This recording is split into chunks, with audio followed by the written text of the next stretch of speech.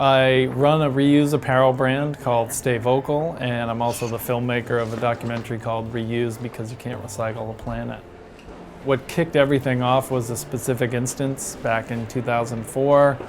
One of the bands that I was working for, we ordered these t-shirts and they were printed incorrectly. So I called the merchandise company and they were like, oh yeah, just send them back, no problem. I was like, so what happens to all of those t-shirts that were printed incorrectly and I'm about to send you back across the country? And super casually, like it was no big deal, happens every day, they were just like, oh, we just shred them and turn them into rags. And that was like this huge light bulb exploding moment for me. The brand completely switched to 100% reuse apparel brand. So all of the shirts are printed on rescued garments. So half of the shirts come from thrift stores and donations. The other half come from shirts that were going to be destroyed or discarded. Since then, I haven't used a disposable coffee cup and I haven't used, to-go-ware. I don't take plastic shopping bags at the grocery store. I'm like a little G.I. Joe guy. I have a whole accessories kit with me whenever I go out. I started traveling around the country, doing events, talking to schools and organizations, sharing my film, sharing my reuse lifestyle, but that's when I realized that I needed to take it a step further. I was showing people like my travel mug and I was showing people my shopping bag. It's like, this is how I reuse on a daily basis. But I was like, I'm really missing an opportunity to show people how I work, how I sleep, how I eat, how I dress, how reuse can be a part of your daily life.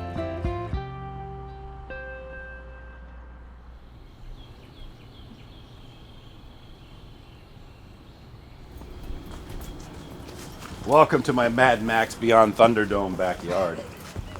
Well, Alex, I'm not sure if I have any windows. We'll have to check. Oh, yeah?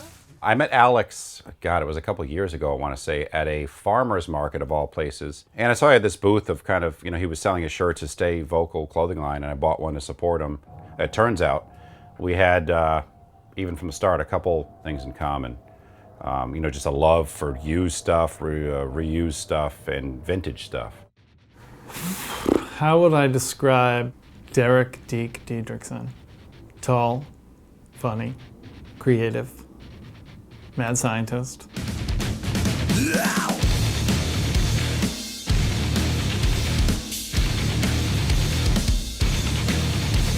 Rise up and move. Growing up, I didn't have a ton of money, so we would go to construction sites with permission and without, and just pick up nails and scraps of wood from their dumpsters to build forts when my brother Dustin and I were kids.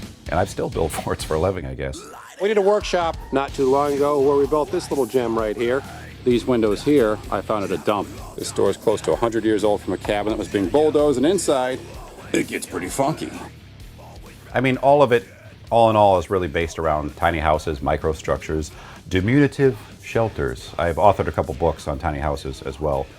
I was not familiar with tiny houses at all. Like, I didn't follow Deke on YouTube. I don't know I haven't read his books. But when thinking of who am I going to team up with to, make a mobile reuse education center, it was like a no-brainer.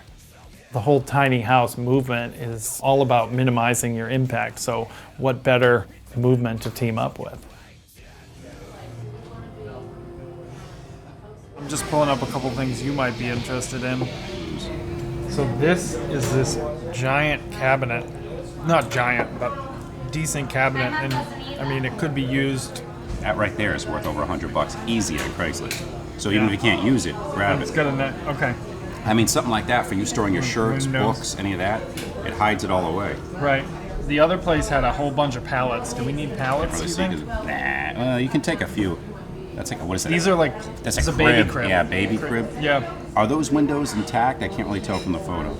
Some of them, yeah. I mean, And the it's shutters just- are like plastic. Yeah, the only thing you can do with shutters, if you put them horizontally and build cabinets, you could have them flip up to hide everything you store in a cabinet.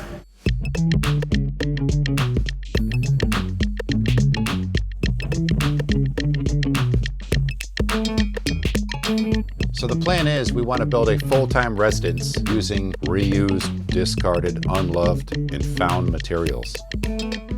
The there's tons of moving trucks, bread trucks, and box trucks that are for sale and used. So I said, let's go that route. It's already enclosed, it's mobile, you know, it's a little more secretive when traveling down the road or when parking somewhere to camp out or live, and it's pretty affordable.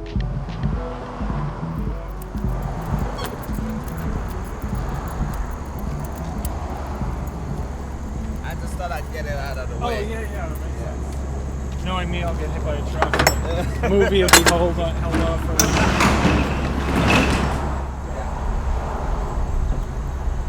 How much life would you say that this has left in it, you know? And why do they get taken off the road? Is there like a certain miles that it hits? No, not even the mileage. As soon as we get newer models, then we They just start replacing them out. Right, Okay. right. So what do you think? I really got to talk to the other guy as far as just like, because he'll be the one doing most of the building. Okay. And anything, honestly, it's a huge step up from my vibe. Okay. And I've been driving that for 9 years, so. Okay.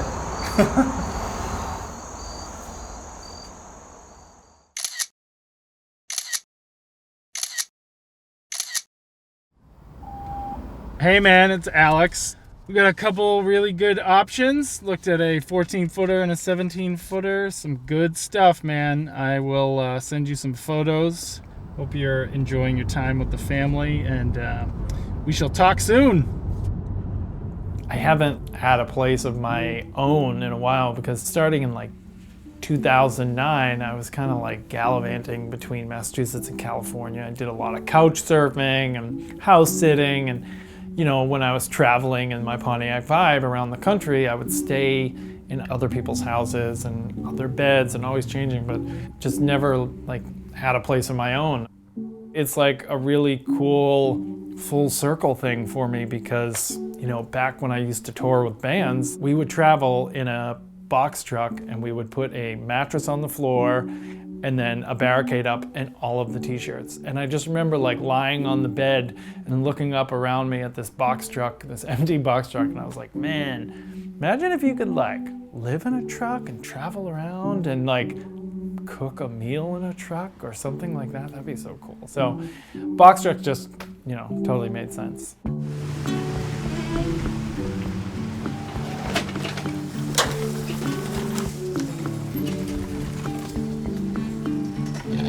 When it comes to tiny houses, it really is very true that there is no such thing as one size fits all. Come on in. The homes that we live in are just as unique as the people who live in them. So if you're planning on going tiny, it's really important to do as much research as possible. So what you're looking at is an 18 foot by about 8 feet wide, so it's 146 square feet of sustainable living. If you can, go and stay in lots of different tiny houses, just so that you can really get a feel for the space and learn more about what is right for you. This is a bottle house. They've been around for ages, but this is one certainly done in that old-time fashion. It's just inspiration of what can be done with recyclables. And an unbelievable amount of patience too, I might add, because this would take forever to do, but it just looks so great.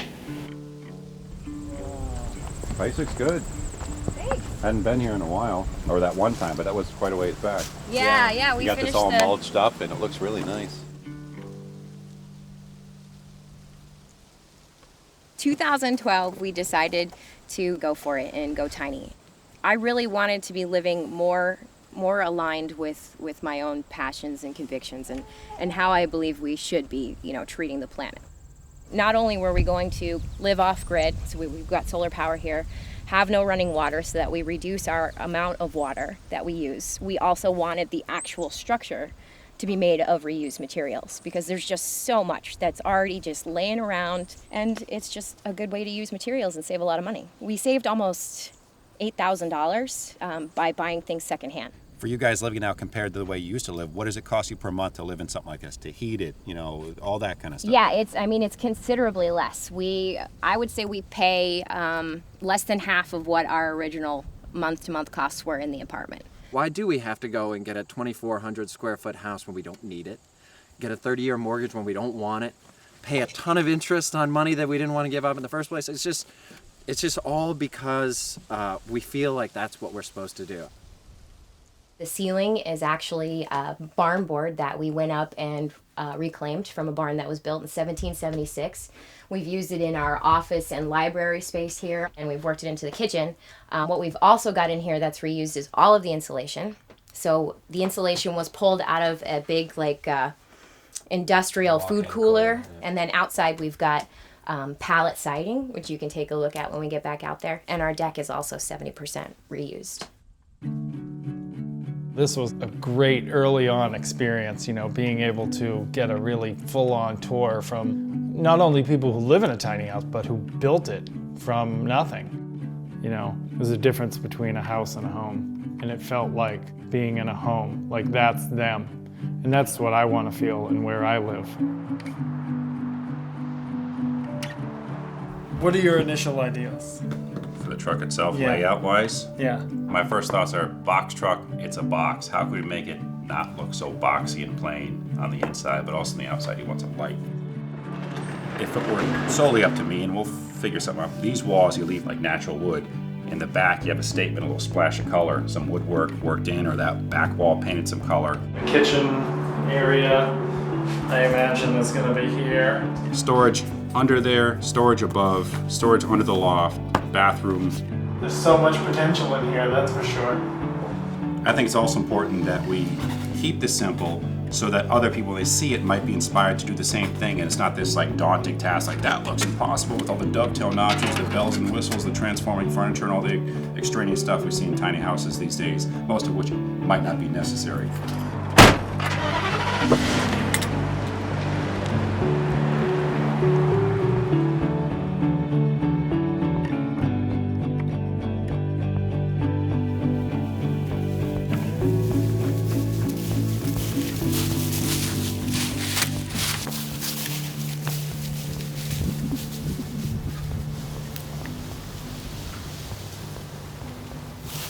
Now watch this tree here.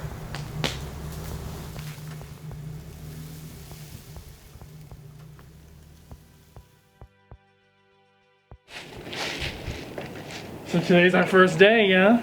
Day one. Stoked. Look at us all fresh-faced and energetic. Right, ready to go. We'll see what happens by the end. Yeah, our faces are gonna be all like wind and weather chapped because this is probably one of the nicer days we'll be getting for the build. Right. As we're going into winter here in New England, and it's still pretty darn cold out right now. It's only gonna get worse.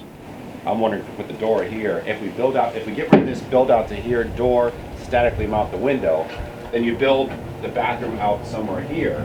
I mean, I was torn thinking about this, but I think we get rid of this. Okay. Today's goal is to start, to get the garage door off and to start some of the framing, maybe some of the insulation on this. Because once we get this whole interior skinned and insulated, a lot of the interior work from there, in theory, shouldn't be so bad. But we're working with recycled materials, which makes it tough and more time consuming, because none of these boards are standard sizes. It's anything goes. Right.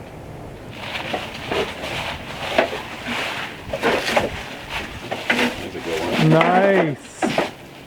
Welcome to Deke Depot.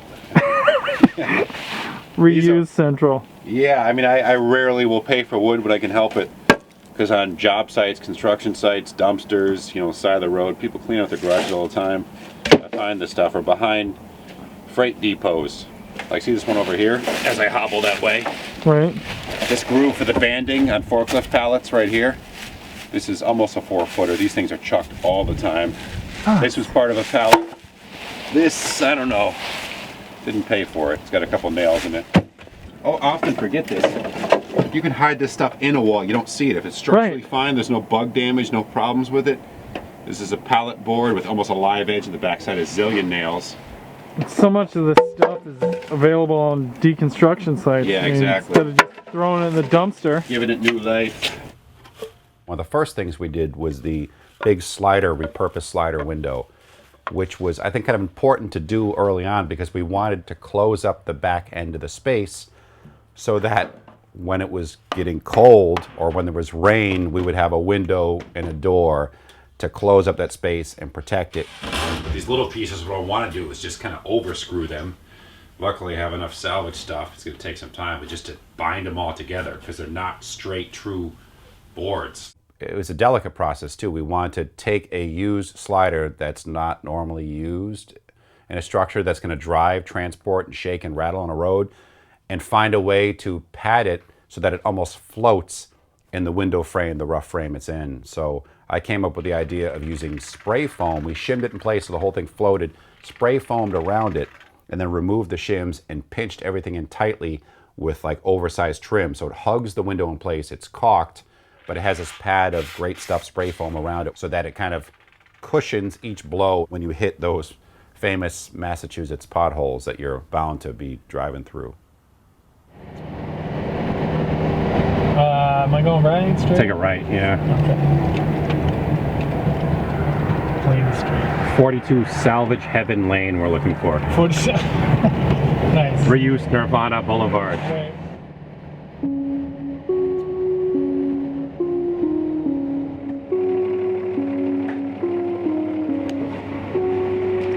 What happened to this lumber? It just sits. High-end builders, even if these are hidden in the walls, super rich clients don't want to see any graying on their wood.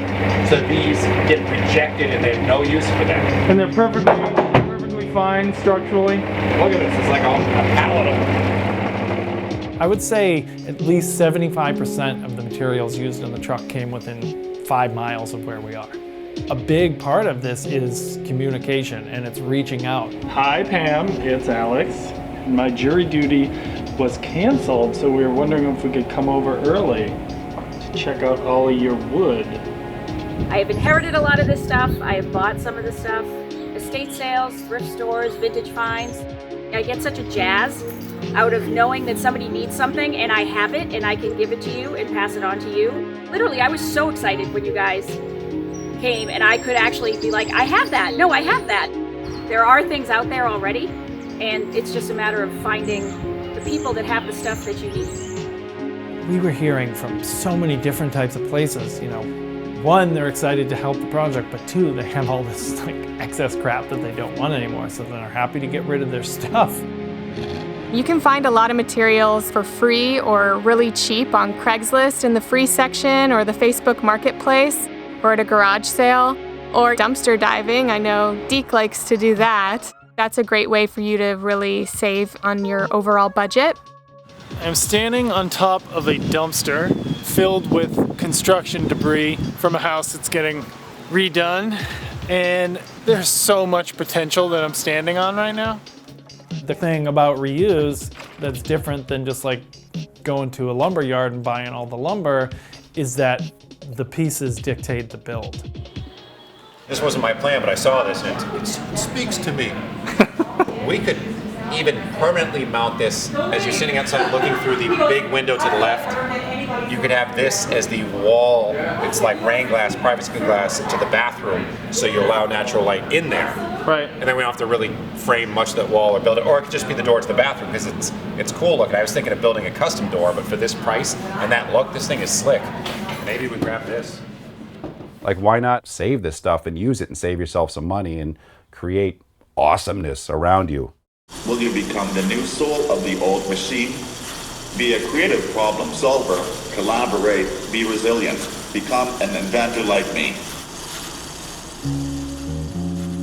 One of the biggest hauls that we got was with our friends at Fuller Craft Museum. We are a contemporary craft museum dealing in the 5 craft media from 1940 on. Okay. So wood, ceramics, fiber, glass, and metal. Bill Wilson showed us so many different things that he was happy to get rid of. Dan, you have foam board insulation? And that's not even being used for anything. If you want that, you can have all of it. You sure? I'm sure. That's exactly what I'm looking for. I'm can have so all glad of I that. asked. You can have all of that. Ah, no way, that's awesome. What were these, like former display cabinets or pieces of... Just various shelves, various shelves, yeah. different... You sure this is cool, Bill? This is a full sheet. It's warped a little bit. It's entirely... I mean, imagine like these are built with all this material just to ship something once. Right. Pretty much, and specifically for each piece. Yeah, and that's like, I mean, there's some good pine and other boards in here. That's the red cedar, and this was all hanging on the walls in the great room. Okay. At one point, back from when that museum was first built in the late 60s.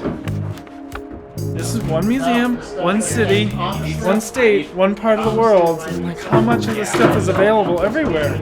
And all we did was like ask. It's crazy. And it's just been sitting here. Sometimes I feel a little comfortable asking, but they're just so into the project and so into helping out, and also just so into cleaning out their warehouse that, you know, we just decided to ask. And boom.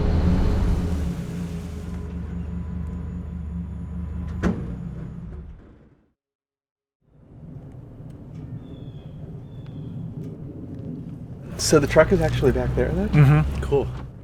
I was thinking like for like Airbnb, a tiny house could be a really fun thing, right? Like to be able He's to go done stayed in a few. Oh really? Yeah, Oh, yeah. very cool. Yeah. Yeah. Oh, you All can right, actually that'll be see a the little truck from here. Yeah, I can see the edge of it. That's awesome. Just like to see it. Hey, That is amazing. he is here, right?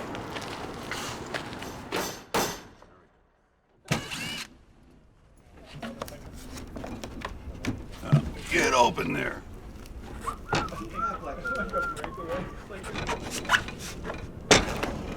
There we go, a little better. There we go. It wasn't moving. I was getting worried. What are you doing? Taking the rubber off? Yeah, the rubber gasket. Everything always has these little extra steps. You never think, oh, this will take 2 seconds. It takes 20 minutes. Just like making a movie. Yeah. Yep. Let's get cracking. Make it easy so we can count them easy. How many do you think we have? What's the guess? I say 82. 82? Yeah. 86. You have, I was reading the other day, like, what, we're 5% of the population, we produce 30% of the waste, which is crazy. And then the other fun statistic, actually it's not so fun, it's a horrible statistic. If everyone in the world lived like an American, we'd need 3 Earths to accommodate our waste and use of natural resources.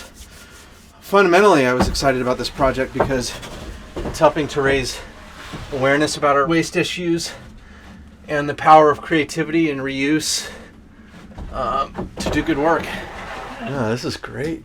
Yeah. So how much ceiling height do you think you'll lose? Maybe just like a couple inches? So we want to make it so he can stand. Yeah. Deke is kind of like the tipping. Deke stand, yeah. Yeah. A lot of people going to building anything tiny, they think, oh, it's smaller, it'll be quicker, it'll be easier. You are crushed into a smaller space, and even getting longboards in and fitting things in and walking them through, you have to be cautious you're not blowing out windows, you're scratching up your paint work or anything you've built. You're in this cramped little space. Then add a friend or two in there that might be helping you and building with you, and now I'm swinging my 2x8 and knocking Alex out in the head, and that didn't happen. But there's a lot of challenges of working in a small space. It somehow, or in many cases, it takes longer to build something small than something larger where you have ample space to operate. We have to go in a certain kind of order. Like I want to work on this wall, which one with windows. And then I'll focus on this one with the window. I think the key to building these things is to take one step at a time, because if you sit back and look at the project in its totality, you'll drive yourself nuts. What's going on here? Oh, so right now I am taking apart a table, and I don't really know what it's going to be used for, but so I'm just working.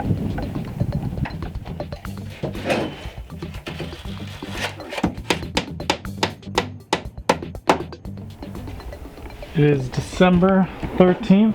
Got some floor down. Got some walls up. Starting to look like something. What's cool about working with Alex, and I've done a lot of workshops and taught a lot of people, there's a lot of tasks sometimes I don't have the time to do or patience. I've asked him, like, Alex, will you cut insulation or do something that's a little more mindless? It's not above him. He won't be like, oh God, can I do something more glamorous? And that's a good thing in help or in a worker, because it all has to be done eventually.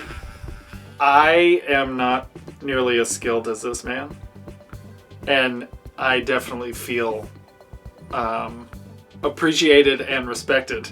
Like some people, if you ask them questions, like stupid questions about working or whatever, they'll like, how do you not know that? Like, what do you, and the holier than thou approach. Yeah, Cool. It's been awesome. There's really only one shot we get at this, yeah? little nerve-wracking because this thing is a nice tight envelope right now and I'm about to mess it up.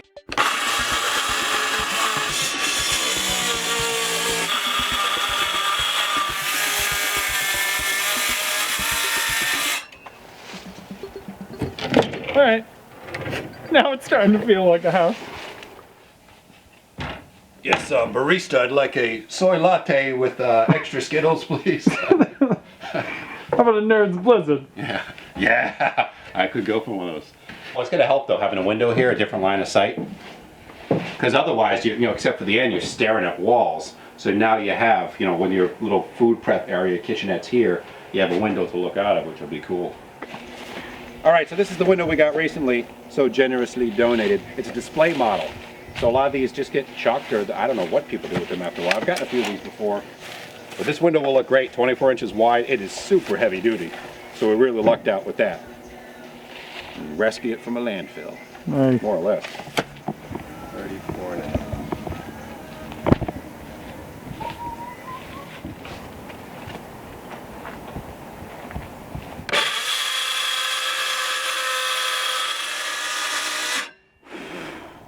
So I love all types of reuse, but wood is by far my favorite. Wood is just easily adaptable. And by adaptable, I mean changing its size, changing its shape, but also the creativity that comes along with all the variations. So wood grains and colors, and when you get into the reclaim stuff, it's just things that are beautiful because of their past life. All right, so check this out. I went to this Boston show in 1997. This was left over after the show. So I took it home, and you know, in the late 90s, early 2000s, I had it in my basement where I grew up as a skate ramp. You can see all the wheel marks there. Yeah, so this will forever be hidden kind of in the floor here, but we know the story. We want to document it. Story under the truck.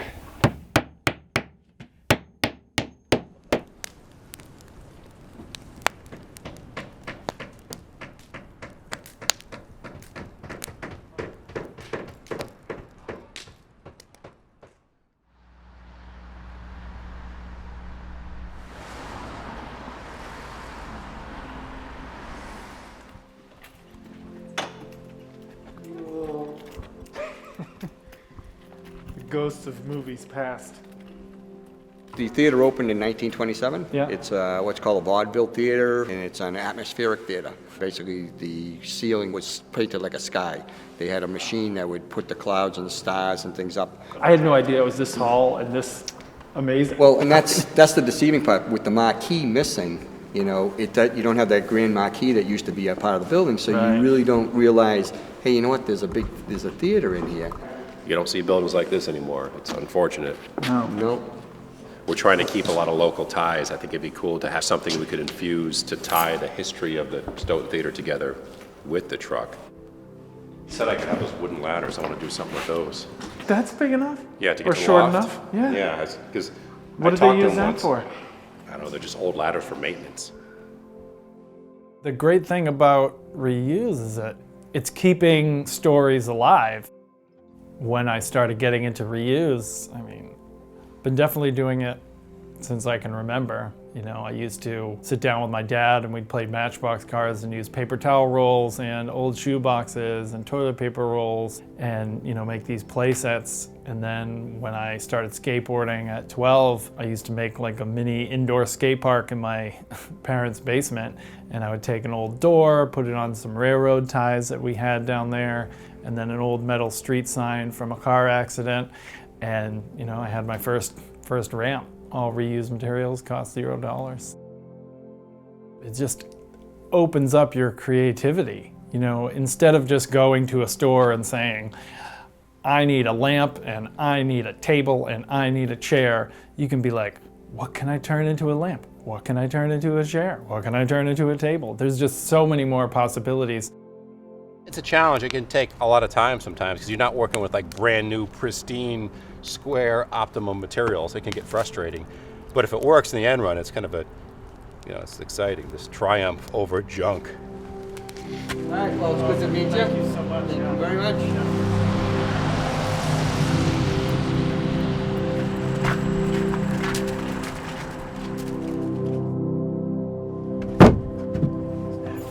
Boom.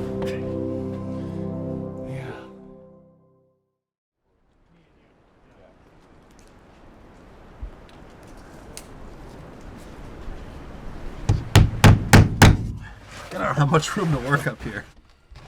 Like an ogre in a Smurf house. So we have been building for, I think, a little over a month now. Right now we're totally in full swing because we got almost the entire thing framed out with all the plywood, all the insulation, all the studs. And then it gets on to the more exciting part and just kind of like the decorating aspect. And that's sort of what you hear out in the background there. He's making a little bench to go under the loft area.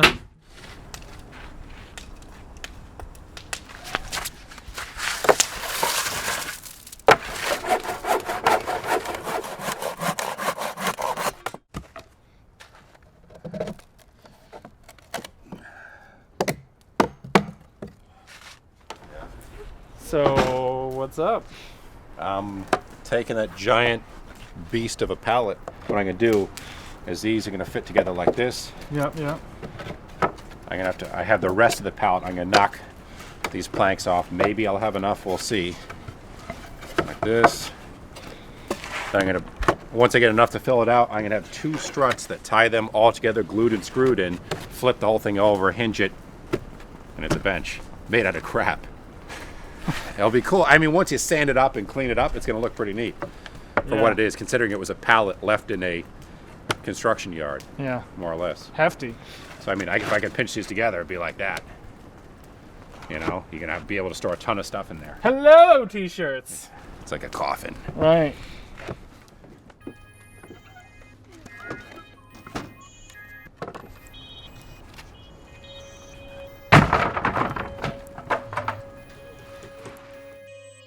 Not only was the box truck to be a home, it was to be this traveling exhibit or classroom that people were stepping in every day. It's receiving more abuse and foot traffic than a regular residential home, so we built it to be incredibly durable, overbuilt it, if anything. We wanted things built to last, but we wanted them to look good at the same time, so that was kind of a balance we went for.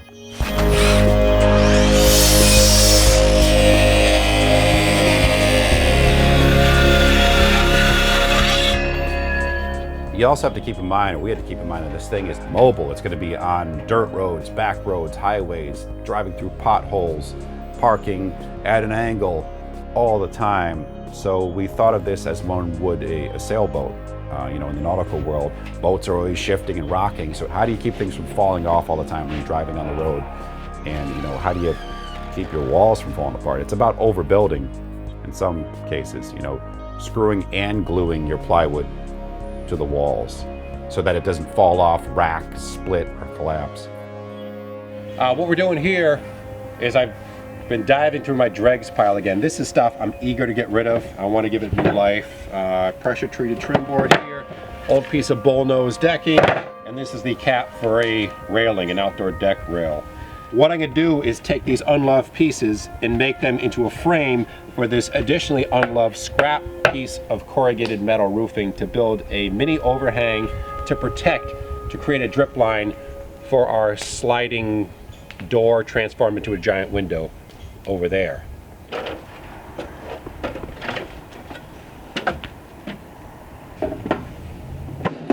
at the wrong angle.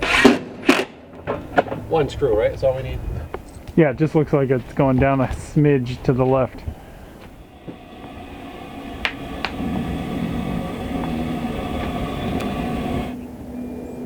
Hey Brian, it is Alex Eaves with the Box Truck Film. Happy New Year, sir. So we are in a little bit of a situation. We are in need of like 5 sheets of 3/8 inch plywood, and I was hoping that you guys might have some scrap or something in the back, you know, in that graying area where we got some other wood.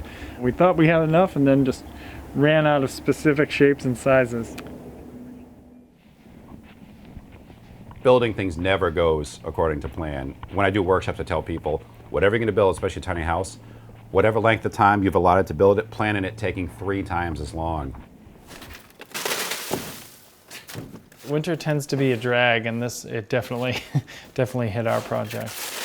I'm pretty organized and I love Microsoft Excel, so I make spreadsheets for everything. So I came up with this whole like plan of attack, you know, but I would say a month or two in, you know, kind of scrap most of that because there's a lot of things that I wasn't thinking about, you know, whether it's the weather or traveling or Deke getting sick, you know, different things like that. Alex was so rigidly adherent to the notion like we must reuse everything that once in a while, when we're kind of, you know, behind in the project, I wanted to move forward and accomplish a couple things, just get them done with. He wanted to wait and find the stuff through bartering or through discards and Craigslist and so on. So a task I could finish now because I could go out and buy new stuff happened 9 days after the fact because I had to wait for the free stuff or the found stuff to come in. But to his credit and our credit, in almost every case where we were looking for something, something did come up. We are hitting a point where some of, I won't call it trim work and detail work, but we're putting up some of that horizontal cedar. The other day that goes up quick and that stuff is looking, for something that's a last minute, like on the fly budget decision, we just had the stuff, it's looking awesome. It's giving it a classier touch. I'm feeling pretty darn good about it. Like him and I are starting to get, you know, offers to bring the truck out to showcase in a few months at different events. Which is good because I call it lighting a fire under one's tuchus. Yes. Keep this family friendly. When we get these offers, it's like, oh man, we better finish this thing sooner than later. Yeah. Or we can't bring it to the Burlington, Vermont Home Show, to this and that. You know, we'll have nothing to show, so we better get our butts moving. Yeah, there's a big Earth Day event in Bar Harbor, Maine that they want me to come up with it, so it's kind of like a nice kick in the butt for sure. Yeah, exactly, which we need, I think. Once we get to the paint, though, there's gonna be quick results with that. That's gonna be exciting. So this paint that we're using is Recolor, which is the local Rockland-based paint company, and they take half gallons of paint and unused paint from people's houses and businesses, mix it all together with some additives and make for reused paint. Kind of fits. This blue is good. It's called Wave because it's kind of this happy medium between being funky enough, yet serene, peaceful, and status quo enough. There's a fine line you have to ride sometimes. Yeah, we could paint this thing screaming orange or like ectoplasm green, but that would scare many people. This is a little more neutral. I like it. It just really brings so much brightness to the room, but also re-energizes the whole project, you know, like instead of us just like looking at plywood all the time and looking at, you know, this truck, it's like a room. Like you can tell it's an actual room now.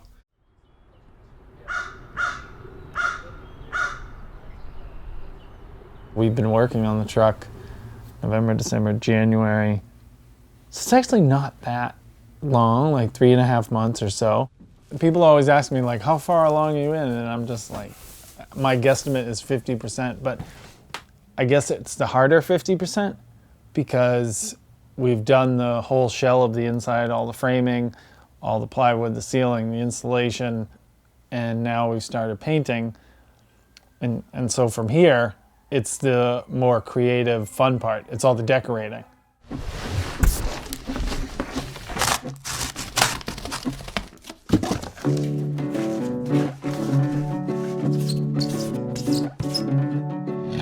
If you're looking to decorate a small space, the most important thing to keep in mind is the efficiency of every item that you put in that small space. And that's for 2 reasons. One, because you have a small space, you want to make sure that each item has multiple purposes associated with it.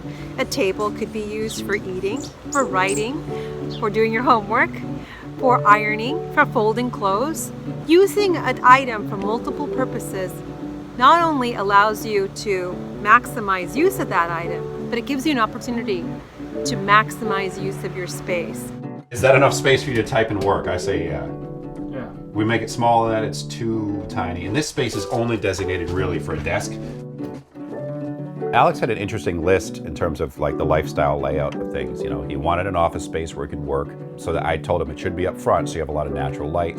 It'll be a small space, but it will feel bigger because we have the giant window next to it. I think it's like 30 inches wide. It's like the world's smallest office. I told Alex early on, like, here's the things we have to do. Open floor plan, don't think of it as a regular house. You don't want to chop up those spaces and get divisional, like this is the living room, this is the kitchen, this is the bed. You know, you can't have these delineating walls all over. When you're building a bathroom, like you need more space than just your shoulders, and this sounds gross, but you have to turn to wipe to maneuver. Right. Like, I've been in a couple bathrooms that are way too small, and you're almost turning your shoulder sideways as you're going to the bathroom. How much am I? That which happens on a pad in reality sometimes doesn't pan out. And one of the things was he wanted a larger bed. We utilized the grandma's attic space of the U-Haul truck. And to enlarge that bed space, make it wider, it starts encroaching visibly on the living space and physically gets in the way as well. You want to make it livable. But I think people fail to recognize and remember that there's always trade-offs. You're in a smaller space, you're not going to get the king-size bed that most standard houses are going to have. There's going to be a couple things where, like, your kitchen's going to be 2.5, 3 feet long. Right. But You we can't don't want fit people everything. to walk in here or see the film or whatever and be like, oh, no way I would ever do that. That's stupid. Well, you're still going to get a lot of people who are like that. Yeah. Well, I feel like we're... I don't know if we made any headway. I think we're just going to start and figure out what happens. Yeah.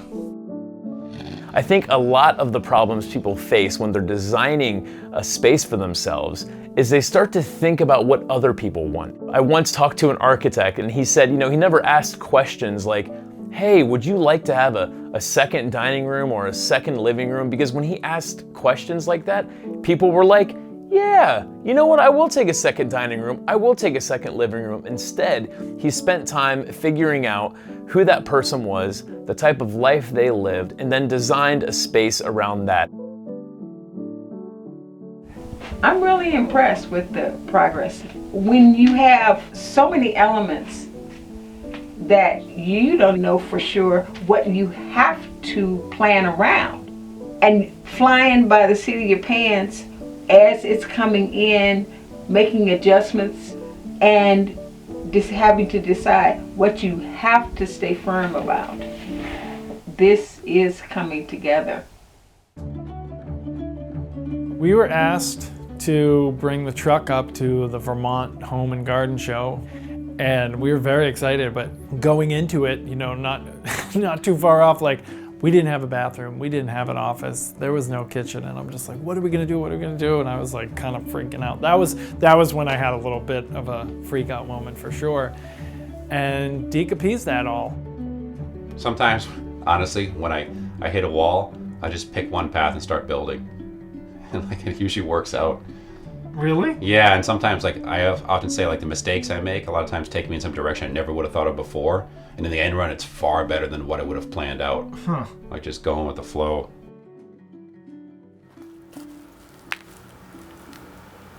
So, I showed up to the truck kind of late today, had a bunch of things going on, and I get here and Deke and I are just talking, everything's normal. He told me he had, pecked away at the truck a little bit today, and I just figured he'd put some trim up and whatever.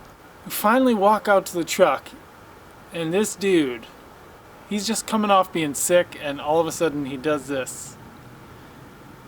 Crazy. Yesterday, there was no bathroom, there was no desk. I told him I had wanted these sweet blue pallets that I got at that shoe company and hang them, and he made it happen. We got the foggy glass door here from Restore. Currently the bathroom is just storing our paint. I just can't believe this was built in about 24 hours.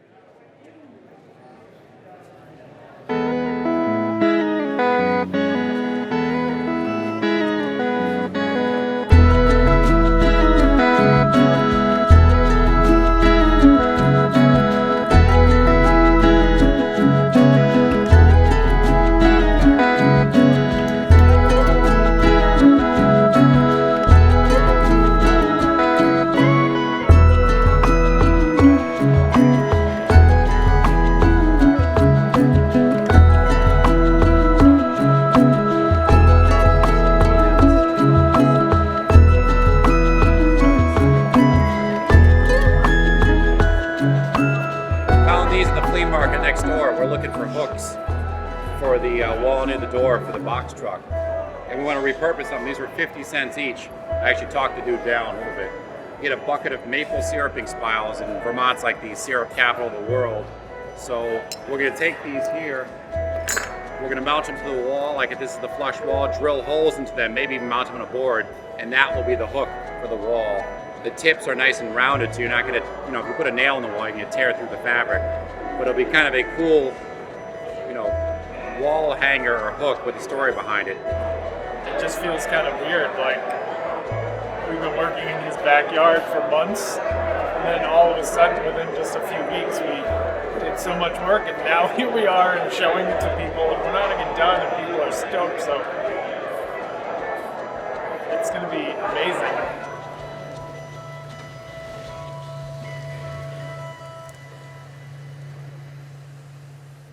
We are literally building our truck about 100 feet that way and about 150 feet this way. They just took down a house that had been sitting there for a while. A lot of good wood still left in it. You can see as they're opening it up from the rafters. What was the house before? It was a, I don't know, maybe if I had to guess, like a 1950s ranch. It was really in horrible, horrible shape. All the belongings are still in it. Wow. Kind of sad.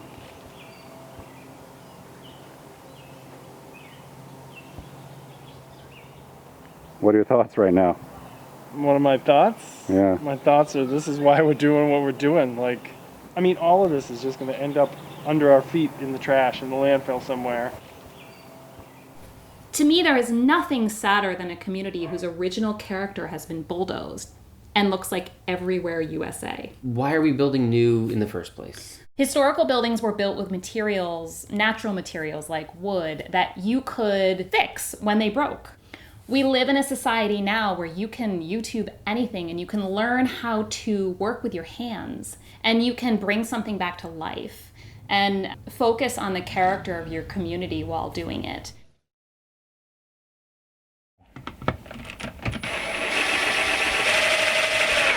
So what do we got here? It's a drumstick from one of my gigs that is now a hole for a drawer. It wasn't just Deke and I working on the truck. You know, we had a lot of guest builders, if you will. So why are you here? Why did you drive up all the way from Cape Cod to bring us curtains that you handmade us? Because I am a tiny house believer. What's awesome about collaborating with so many different people and bringing other people on board is, you know, not only are you getting fresh eyes coming in that see something that we might not see. Looks like boogers. But everybody just brings their own values and skill sets.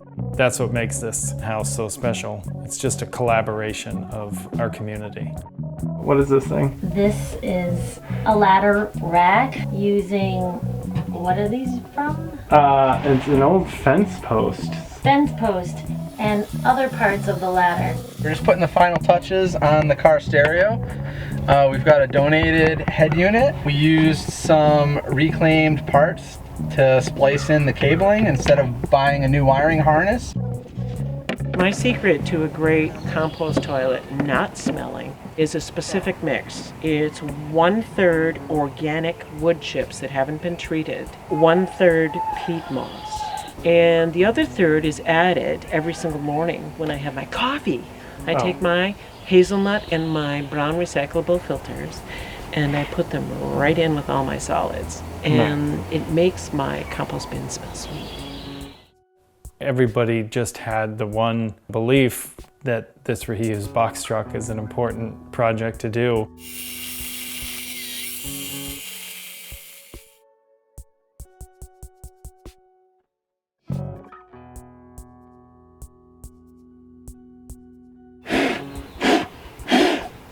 All right.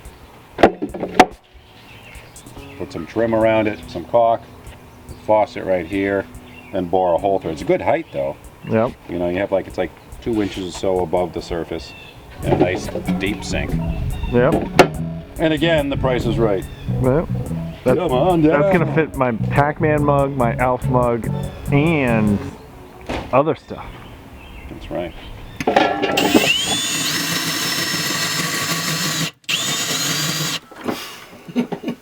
What you doing down there? Plumbing, sir. I'm doing some plumbing. Just working on the pipe.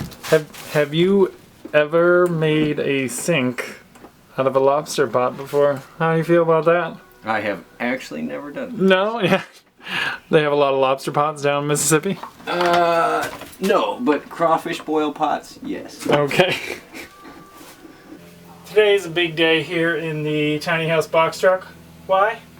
This is why. Sometimes it's the simplest things that just make you feel pretty good.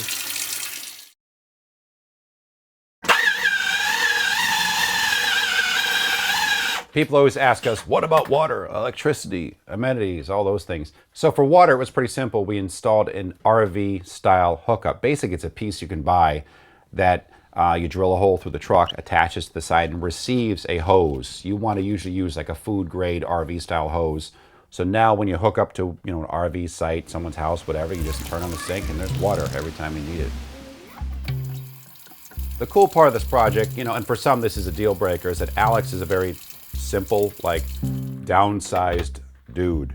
He told me, he's like, I don't have many electrical needs. He's like, I want to be able to charge my laptop. I want some lights. And that's like about it. Lights and laptop. His cell phone. He said, those are my basic needs. And this made things easier for us. A lot of people couldn't live the way he lives, of course, but he has electricity, which is almost set up like an RV with a umbilical cord style plug from your host site, if you will. Now when I pull up at somebody's house, all I need is like a 2-prong outlet, and I can plug my whole house in. I just need to hook up to an extension cord.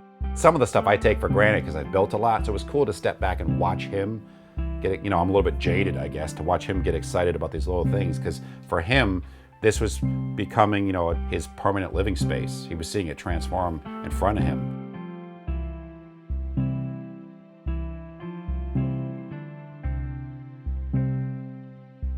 This is the first shower in the box truck. This is it.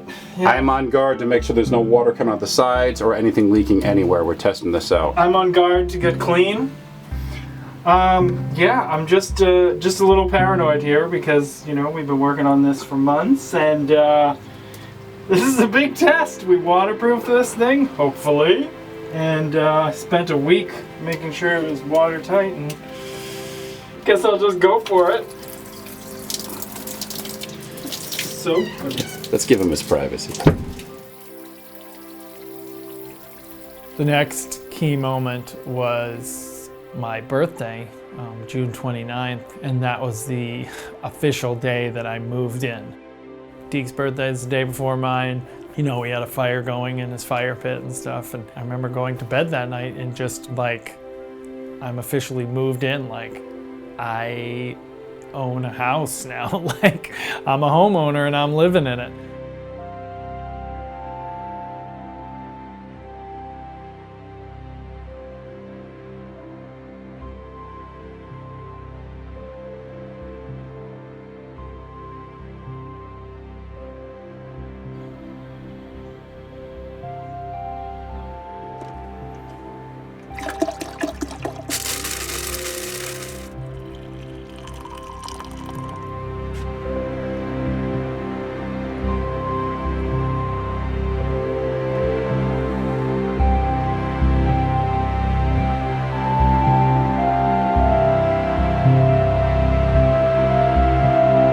So when we give tours in the truck, this is the first thing we show people. So this flight and map case came off the helicopter that my dad did his Vietnam training in the 60s. And what it holds is the maps for the truck. So these are the top 50 reuses according to this guy and I. This is one of my favorite. Want to explain how I got that idea from you? Yeah, I've done this a couple times with tree houses too. These are just the cut ends of 4x4s. You can use 2x4s or whatever, but you actually mount these with a 45 cut to a wall and it becomes a micro shelf of sorts where Alex has his bear and moose. What's the story? You hope to see these. I've never seen a bear or a moose in real life, so these are my good luck charms. Now, I got to ask, if you see one, do they come down off the shelf and they're replaced by something like a dodo bird or a platypus? I think so. I think that would be a cool way to do it. All right. So the shelves are just made out of, well, like most of this, made out of scraps, out of junk. All this is the museum wood, the desk. These are some leftovers from a builder being chucked, some 2x10s. Functional art, fart, I like to call it. skateboard that hangs there, one of his old designs. Natural wood from a down storm branch as one of the legs, just to throw him off asymmetrically. He's into symmetry, so I really messed with him by putting that one in there. He hated it at first. You explained this one. You got that piece for us, right? Yeah, that's it was from an old house. It's like a late 1800s window. By putting that window, since we don't really have real lighting in this shower stall / bathroom, the natural light that comes from the big window by the desk can filter through here as well, so you can always see what you're doing. Let's check this out. This is one of my new fun little reuses right here. This was the original bottle of hand sanitizer that we had during the build. And then when it emptied, I didn't want to just toss it or recycle it, so I started just putting my Dr. Bronner's soap and water in there. Yeah, reused medicine cabinet we found. Yep. It's very minimal, but it works. What's key to tiny houses, small spaces, is storage. Most of it is covert, though, which is what you want.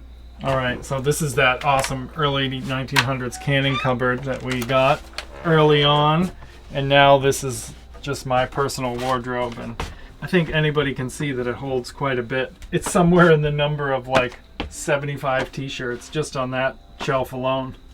Here's another example of hidden storage in the truck here. Art piece / handle. So this is just more food storage, storing my bottle caps for a potential art project. So we have even more storage down here. And on the walls, these double as art pieces again. It's almost like turniture, which is furniture that turns from one thing to something else. And when this travels on the road, this is going to be store mode to, you know, kind of sell, promote my book. This is some of the weird art stuff I do in reused materials. This is our guest log, which formerly was some other book. Over here, yet another one. It goes on and on. This is Alex's library and secret baseball card collection. Speaking of storage, this is what we call mega storage. So this is that bench that we built early on, the old, 12-foot long pallet that we got. So this is what it's become.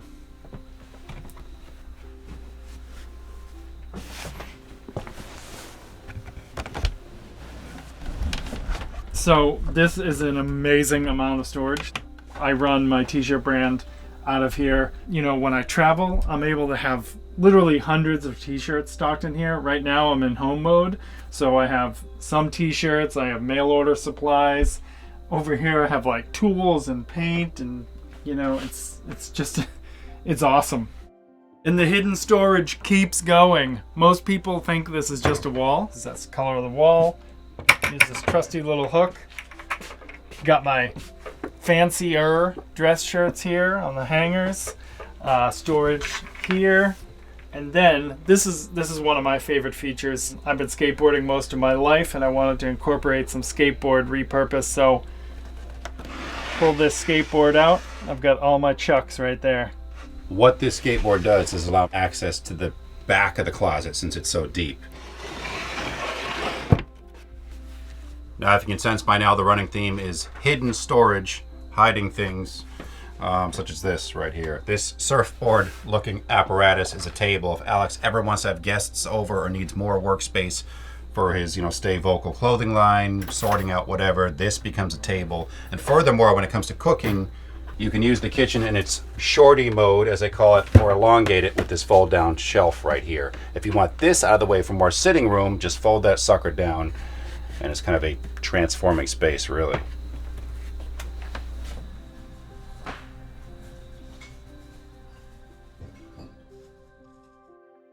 A lot of people, when they've come in the truck, they are surprised to not see a refrigerator.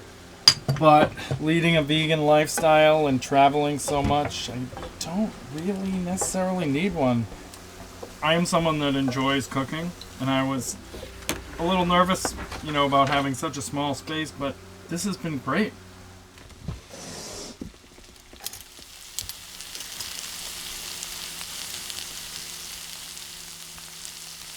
I think one of the more important things I can impart on people is, I have some friends that are absolute morons, and they are very skilled and build some awesome stuff. It doesn't take like a astrophysicist to build a tiny house or a shed in the backyard. A lot of it is just patience, proper knowledge, proper tools. The truck itself was $7,900, and we got a bit of a deal from U-Haul, which was great. But then to build out the entire thing and all the furnishings and everything wasn't even $800. So for not even $9,000, I own a house.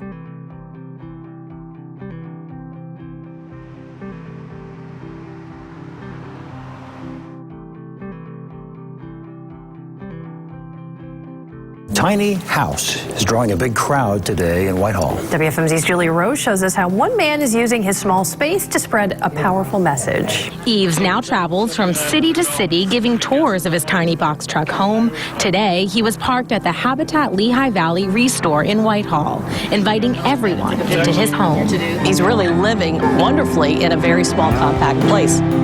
What advice would you give to kids? If and when you need to buy anything, consider a used option. I don't expect people to do this. I don't expect them to be like this crazy passionate reuser like me. I just want people to make their own choices and to see how easy it can be. We hand these out to everybody as soon as they come into the truck. You know, maybe they're not going to do all 50, but maybe they'll do number 1, 14, and 27. You know, or maybe they'll do number 39. What even is that? What's number 39? Oh yeah, the dresser drawer with wood built around it. What was 14? Composting toilet. Those are good ones. We are at the tiniest tiny house festival. Goodbye, tiny traveling theater. Goodbye. Goodbye. Goodbye. So long. Farewell.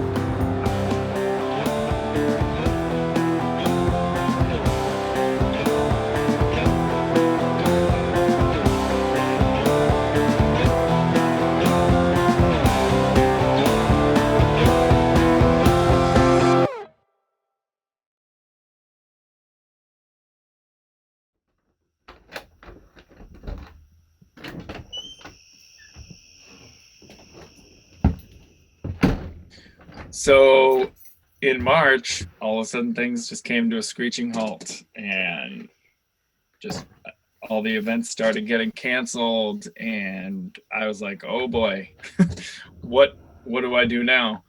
You know, I had to think about like, okay, I need to like hunker down somewhere in this truck, and fortunately being a mobile vehicle, I could choose where I wanted to go. And Deke very graciously talked with his family, and they invited me to be a part of their bubble, and man, did it make everything easier. I've been keeping busy here at home, building stuff, doing salvage. Just completed a tree house recently. I got 3 more on the horizon that I got to do for people. It's kind of my niche or specialty. I got my kids at home. That keeps me pretty busy. And yeah, there's been no shortage of things to do. I'm doing well. It's pretty awesome that like before this project, I didn't even really know Deke. I didn't know his family. And then here we are, you know, a few years later at the end of the project, and I am in his backyard sharing these unprecedented times, like the most important times of our life, you know, with them in their bubble. It seems like one long pandemic. day. Yeah, it's a little weird. It was really great to have that sense of community here in your yard, between things like playing basketball and putting the garden together, reaping the rewards of the garden. And we had some movie nights. We used one of the special features of the truck and showed some movies on the side of the truck, brought it out to the front yard. Yeah, kind of making the best of things. We're dealing with all of this stuff outside and a very uncomfortable world. What's going to happen? And like losing people. So coming into the truck, it's like, it's like this just awesome escape. And it's like my little world. Yeah, it's 98 square feet, but it's like 98 square feet of awesomeness. I think it came out exactly as I wanted it, if not better, given literally the garbage we were working with. Garbage to some. I'm just grateful for everyone who was involved in this project. From all the people that donated supplies and donated money and donated labor. You know, one of the most important things that I've seen as a result of this truck is just like the strength of community. Like when we connect as humans in real life, taking real actions, like that's when the most positive change is going to happen. And I am so ready to just get out there and use all of my energy to share ideas, listen to new ideas, talk to people, and inspire this reuse lifestyle.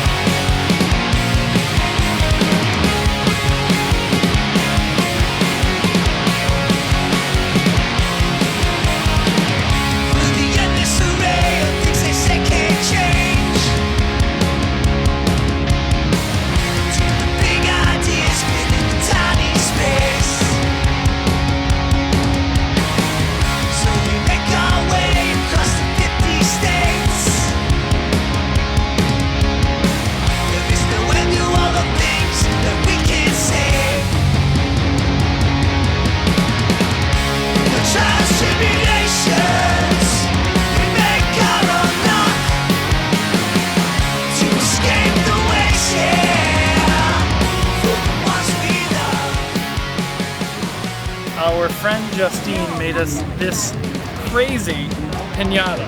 Look at the back of this. It is, did you see that? Yeah. Like license plate and everything, green door. I don't know where'd she get a Sharpie that color? Here, hold out your hand. I want the peanut butter cup. What's coming up? Oh! Oh! Oh, okay, bazooka. Oh, I'll take this, baby. Yeah. Wow. Melt on your neck, not in your hands. We'll have to. Okay, so we have Chris Head here from Anti-Flag. We're in Pittsburgh. Are you happy with your contribution? You see your contribution on the walls? Do I see it? Did I give you something? You gave me some money. Oh yeah. I might bought that light over there.